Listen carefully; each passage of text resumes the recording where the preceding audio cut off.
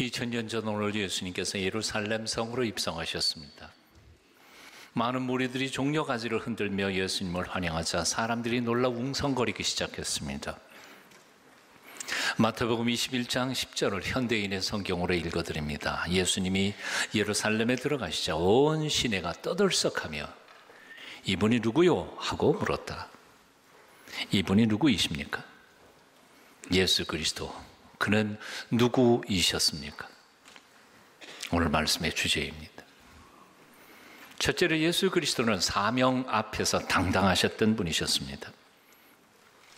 예루살렘을 향하여 여리고 언덕을 오르실 때 예수님은 이미 당신께서 어떤 고난과 박해를 받으시고 어떻게 비참한 모습으로 죽으실 것을 이미 잘 알고 계셨습니다.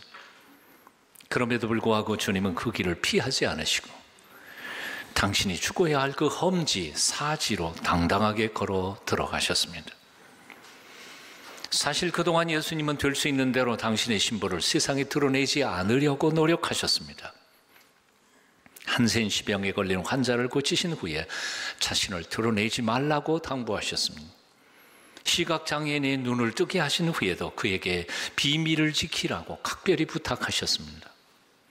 오병이어의 기적을 베푸신 후에도 서둘러서 갈릴리 바다를 건너가시며 그 기적의 현장을 피하셨습니다. 예수님은 온갖 기적을 행하실 때마다 스스로를 숨기시며 드러내지 않으시려 하셨습니다. 그러나 예수님께서 제사장들의 권세나 위험, 죽음에 대한 공포 때문에 그런 것은 아니셨습니다. 다만 마가복음을 보면 아직 때가 되지 않았기 때문이었다고 말씀합니다. 그렇습니다. 예수님은 죽는 것이 무서워서 스스로 숨어 지내신 것은 아니었습니다. 아직 때가 되지 않았기 때문이었을 뿐입니다. 하지만 하나님의 때가 되자, 당신의 사명을 이루어야 할 그 순간이 되자 예수님은 조금도 지체하지 않으셨습니다. 만천하에 당신이 누구인지 당신의 존재를 드러내시면서 예루살렘 성으로 들어가신 것이었습니다. 대부분의 많은 사람들은 좋은 날 때에는 거들먹거리고 자랑도 하고 말도 많아집니다. 하지만 헌신해야 할 때, 그리고 희생해야 할 때는 도망가 버립니다. 좋은 날에는 나팔 불기 좋아하지만 사명의 날에는 도망가는 게 일반적인 모든 사람들의 모습입니다. 바로 2000년 전 예수님 앞에서 거들먹거리던 제자들이 바로 그런 사람들이었습니다. 수많은 군중들이 예수님을 따를 때 그들은 세상을 다 얻은 것 같이 자랑하며 뽐냈습니다. 거들먹거렸습니다. 하지만 주님께서 고난받으실 때 그들은 너나 할 것 없이 모두 주님을 버리고 도망갔습니다. 청중들의 박수 소리에는 환호했지만 자신들이 감당해야 할 사명에는 소홀했던 사람들이었습니다. 오병이어의 기적의 떡을 먹던 많은 군중들이 상황이 어려워지자 다 도망가 버렸습니다. 그 모습을 바라던 주님께서는 제자들에게 이렇게 물으십니다. 너희도 가려느냐? 제자들은 아주 담대하게 장담합니다. 영생의 말씀이 주께 계시온데 우리가 어디로 가리까? 하지만 그런 호언장담에도 불구하고 예수님의 고난의 십자가의 길에서는 그들은 다 도망가 버리고 말았습니다. 고난주간이 시작되는 오늘 이 아침 우리는 우리 자신을 정직하게 돌아봐야 할 것입니다. 우리는 어떤 사람들입니까? 말해야 할 때 침묵하지 않았습니까? 침묵해야 할 때 떠벌리지 않았습니까? 평화의 날에는 나팔 불다가 사명의 날이 되는 순간 도망가 버리는 비겁자들은 아니었습니까? 엘리 제사장 시절에 이스라엘 백성들은 하나님 말씀대로 제대로 살지 못해서 이방인 블레셋 군대의 참패를 당합니다. 심지어 하나님의 언약궤까지도 빼앗겨 버립니다. 그런데 블레셋 사람들이 그 언약궤를 승전 기념물로 다곤의 신상이 가졌다 놓자 변괴가 시작됩니다. 밤사이에 우상 다곤의 목이 떨어져서 문지방에 널려 있었습니다. 언약궤가 가는 곳마다 재앙이 일어나자 블레셋 사람들은 할 수 없이 그 언약궤를 이스라엘 땅으로 돌려 보내기로 작정합니다. 새끼 낳은 어미 소 2마리에게 수레를 지워서 언약궤를 이스라엘 땅 벳세메스로 올려보냅니다. 그 언약궤를 짊어지고 가는 두 암소의 모습을 사무엘상 6장 12절은 이렇게 적고 있습니다. 암소가 벳세메스 길로 바로 행하여 대로로 가며 갈 때에 울고 좌우로 치우치지 아니하였고, 울고 좌우로 치우치지 아니하였고. 하나님의 언약궤를 맨 암소가 벳세메스로 올라갑니다. 난 지 얼마 안 된 새끼 소들의 울음소리를 들으면서 아마도 가슴이 찢어졌겠죠. 돌아설 수 없어 그 길을 가며 자기도 웁니다. 돌아서 새끼에게 돌아가지 않고 울면서도 좌우로 치우치지 않고 똑바로 벳세메스로 올라갔다. 성경은 기록합니다. 미물인 짐승까지도 자신의 사명을 충분히 알고 깨닫고 그 길을 갔다는 말입니다. 울면서도 좌우로 치우치지 않고 언약궤를 메고 똑바로 벳세메스로 올라갔던 그 소들, 그 소의 모습 속에서 죽으러 가는 길인 줄 빤히 알면서도 당당하게 예루살렘 성을 들어가시는 예수님의 모습을 우리는 발견하게 됩니다. 이사야 53장 6절 7절은 이렇게 말씀합니다. 우리는 다 양 같아서 그릇 행하여 각기 제 길로 갔거늘 여호와께서는 우리의 모두의 죄악을 그에게 담당시키셨도다. 그가 곤욕을 당하여 괴로울 때에도 그의 입을 열지 아니하였으며 마치 도수장으로 끌려가는 어린 양과 털 깎는 자 앞에서 잠잠한 양같이 그의 입을 열지 아니하였도다. 사랑하는 여러분, 오늘 이 시대를 우리는 어떻게 살아가야 할까요? 하나님의 백성으로, 하나님의 거룩한 자녀로서 이 시대를 우리는 어떻게 살아가야 합니까? 하나님이 주신 사명 앞에서 도망가지 않으시기를 바랍니다. 울면서라도 똑바로 좌우로 치우치지 않고 벳세메스로 올라갔던 암소처럼 주께서 내게 맡겨주신 사명이라고 깨닫게 되는 것, 온전히 목숨 걸고 실천하는 사명자로서 살아가시기를 축원합니다. 사명을 주신 후에 여호와 하나님께서는 여호수아에게 이렇게 약속하십니다. 오직 너는 마음을 강하게 하고 극히 담대히 하여 나의 종 모세가 내게 명한 율법을 다 지켜 행하고 좌로나 우로나 치우치지 말라. 그리하면 어디로 가든지 내가 형통하리니 이 율법책을 내 입에서 떠나지 말게 하며 주야로 그것을 묵상하여 그 가운데 기록된 대로 다 지켜 행하라. 그리하면 내 길이 평탄하게 될 것이라. 내가 형통하리라. 따라해 보실래요? 그리하면 내 길이 평탄하게 될 것이라. 내가 형통하리라. 형통하는 길을 하나님께서 우리에게 약속의 말씀으로 주셨어요.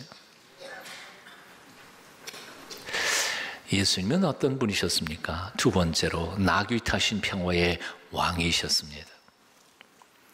2000년 전 당시 로마 제국의 승전 한 장군은 백마에 높이 올라타서 거들먹거리면서 입성을 했다고 합니다. 승전한 장군이란 어떤 사람입니까? 남의 피를 많이 흘린 대가로 자기 명성을 얻은 사람입니다. 그런데 여기 본문에 나타난 나귀 타신 예수님은 남의 피가 아니라 당신의 피를 흘려 남을 구원하러 오신 평화의 왕이신 것이었습니다. 승전한 장군은 백마에 높이 올라타고 거들먹거리지만 평화의 왕이신 예수 그리스도, 그분은 나귀, 그것도 큰 나귀가 아니라 새끼 나귀, 사람을 한 번도 태워본 적이 없어서 비틀비틀 뒤뚱거리는 그 새끼 나귀를 타고 예루살렘 성으로 드셨던 것입니다. 아마 로마 제국의 장구들이 보기에 우스꽝스러운 모습이었을 것입니다. 웃기는 모습이죠. 비틀비틀 제대로 사람도 태우지 못하는 새끼 나귀를 타고 들어갔으니까요. 쇼죠. 그런데 이 모습은 사실은 구약 성경이 이미 평화의 왕으로 오시는 메시아에 대한 예언서에 나오는 겸손한 모습이었습니다. 실로 예수님은 왕으로 세상에 오셨습니다. 칼로 적군을 물리치고 수많은 사람들의 피를 내서 그 피값으로 승리하는 왕으로 오신 것이 아니라 철저히 자신을 죽이고 자신의 피를 쏟아서 남을 살려내는 평화의 왕으로 오신 것이었습니다. 평화를 선물하기 위해서 오신 분이시기에 궁극적으로 평화의 왕이시고 그 평화를 얻는 방법 또한 평화적이시기에 그래서 그분은 평화의 왕이신 것이었습니다.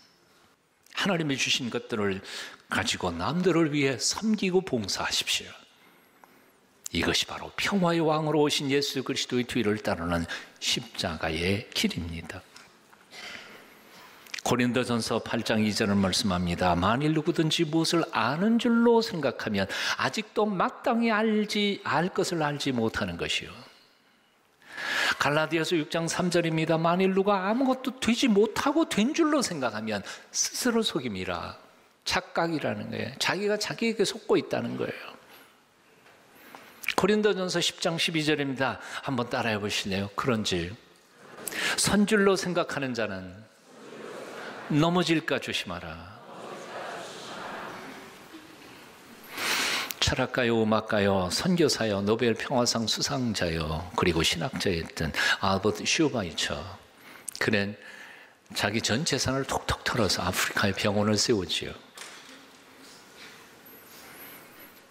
전 재산을 톡톡 털어서 병원을 운영하지만 너무나 많이 몰려드는 환자들을 감당하기에는 돈이 모자랐습니다. 그래서 밤낮 고국으로 돌아와서 자기가 잘하는 올겐 반주, 연주를 잘했잖아요.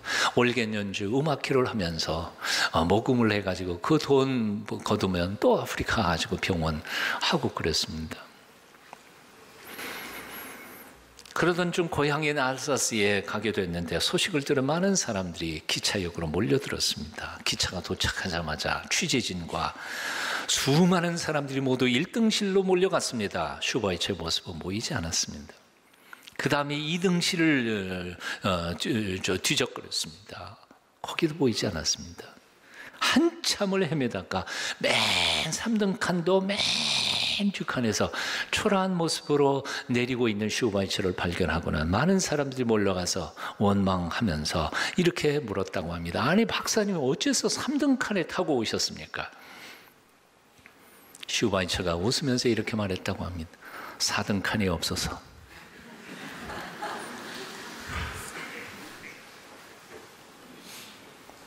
누가 사람을 감동시킵니까? 겸손한 사람이요. 누가 세상을 바꿉니까? 자기를 낮추는 사람이요. 하나님께서는 겸허하게 자신을 낮추어 하나님 앞에 자신을 드린 사람들을 통하여 오늘날도 기적을 행하시는 전능하신 하나님이십니다. 그래서 사도 바울은 빌립보 교회 교인들에게 이렇게 강권하고 있습니다. 너희 안에 이 마음을 품으라. 그리스도 예수의 마음이니.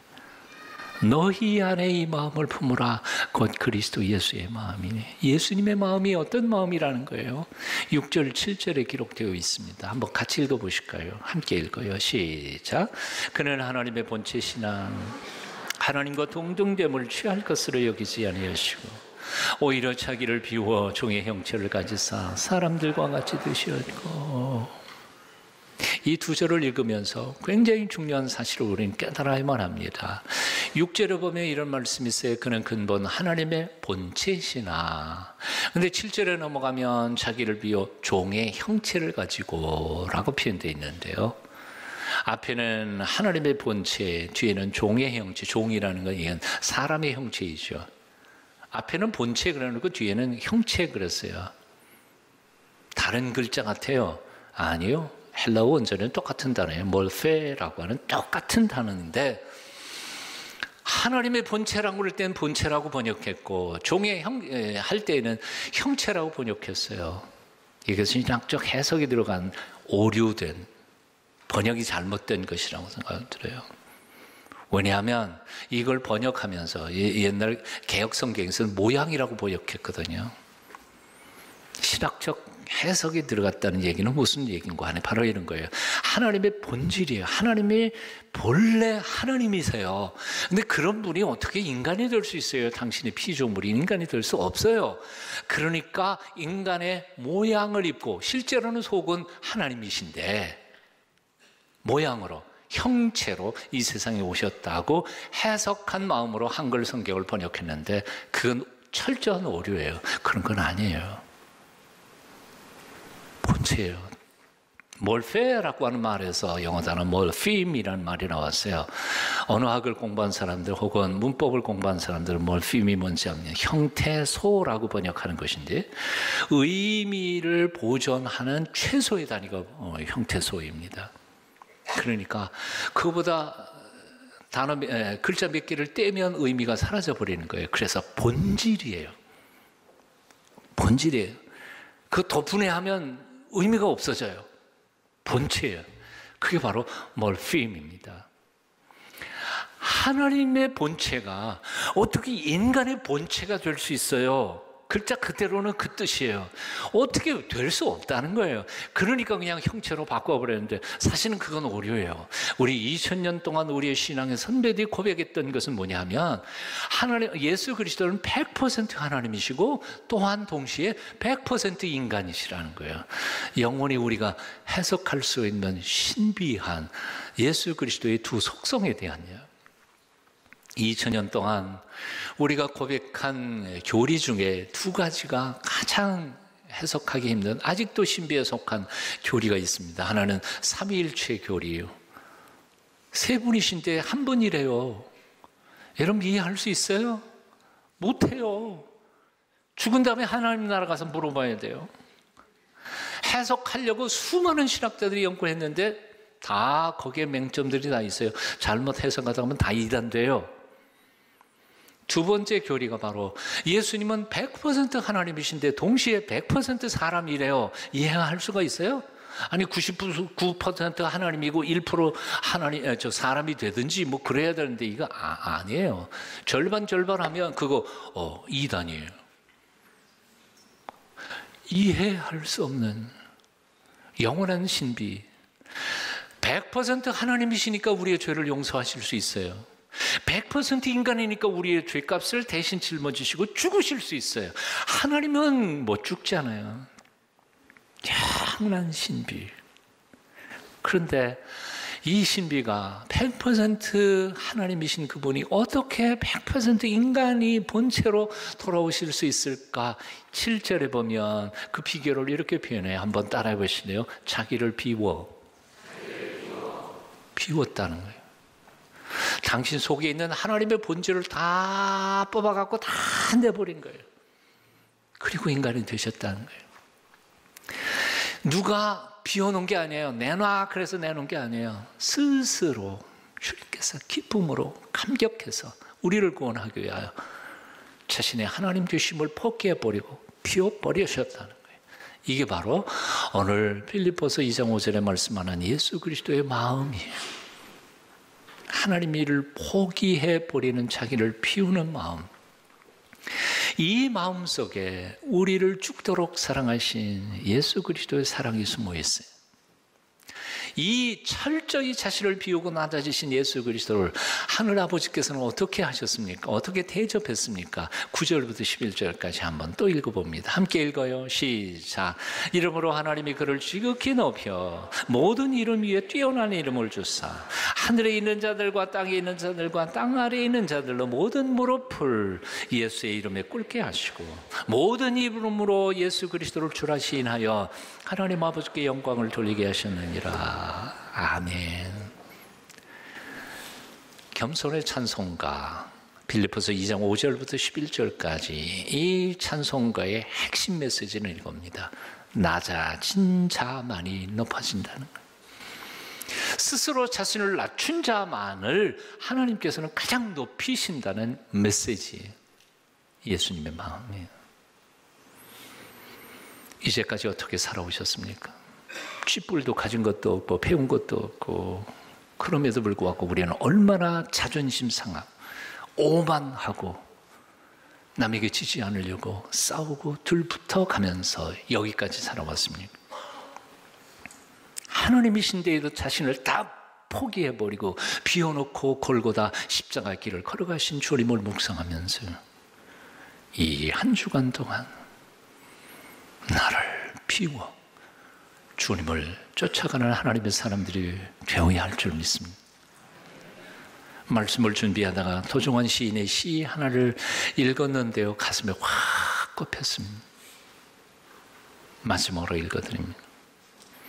제목은 이렇게 살아도 되는 걸까? 이렇게 살아도 되는 걸까? 어둠 속에서 어깨를 떨며 서 있을 때 다시는 죄 짓지 말라고 말없이 다독여 주시던 손길을 잊어버리고 눈물을 멈출 수 없어 부끄럽게 돌아앉아 있을 때 가까이 와 낮은 소리로 일으켜 주시던 말씀을 잊어버리고 내가 이렇게 살아도 되는 걸까? 아니다, 아니다 하면서 헛된 이름을 팔며 보이지 않게 허물을 늘려가는 하루 또 하루, 지킬 수 없는 말들을 하며 욕되게 사는 삶 팔아 양식을 벌고 욕되게 쓰는 글 팔아 목숨 이어가는, 참아 이렇게 살아도 되는 걸까? 돌아가자고 두 줄의 시를 쓰다 때 묻어 궁굴며 한 줄의 시를 더 잊어버리는, 정말 이렇게 살아도 되는 걸까?